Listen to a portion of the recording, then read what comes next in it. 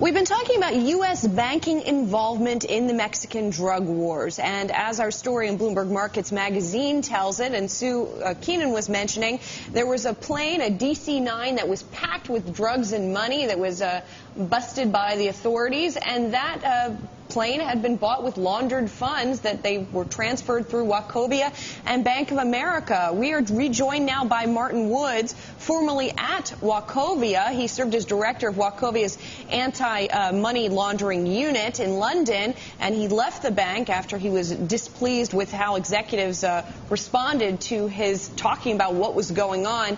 Martin, talk to us about some of the deferred prosecution agreements that have been happening in these types of cases. What exactly are they, and do they do anything to deter future activity like this?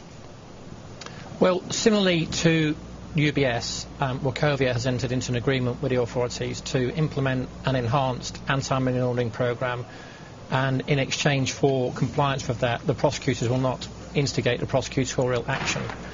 The problem being that the actual bankers, and we must remember it's people, bankers, that launder money, not machines, not actually the paper itself. It's the actions of individuals that launder the money.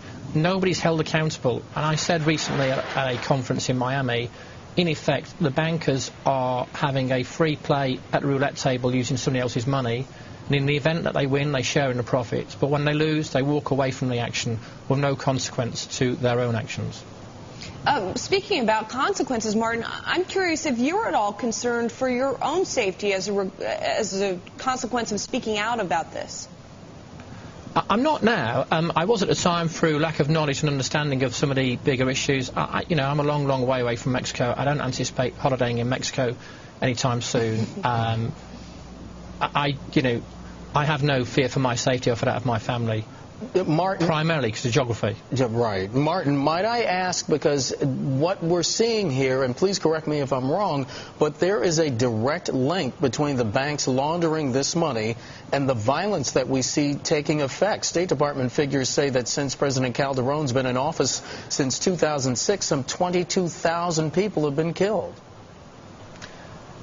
Actually, I read the Sunday Times in London on Sunday, and they estimate that incrementally the deaths have gone up by 80% year on year since 2007 through to 2009, which is a very bad trend. It is a big picture. You have to see and go back to the origins of all our legislation about money laundering. The objective was to take the proceeds out of the crime, to take away the incentive to commit the crime.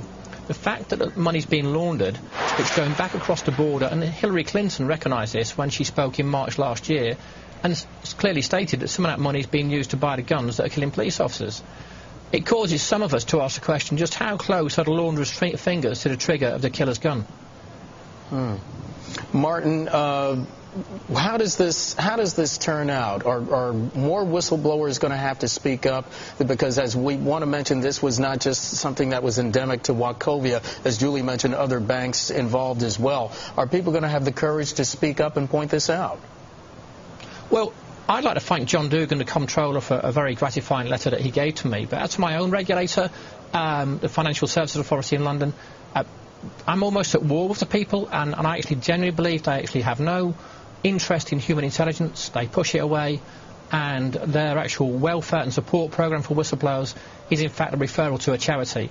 As an enforcement agency, they're not equipped to deal with, they're not in the business of cultivating human intelligence. And if I just may for one moment contrast that, as a police officer we were reliant upon human intelligence, and last year the Metropolitan Police in London ran a campaign based upon silence. And the silence was the sound of a bomb not going off because Mrs. Smith from number 4 Dover Street called the police. They cultivate human intelligence because of the impact it has, whereas regulators don't look for it. And Martin, I'm sorry, we're going to have to leave it there. Martin Woods, former anti-money laundering officer for Wachovia, thank you so much. And that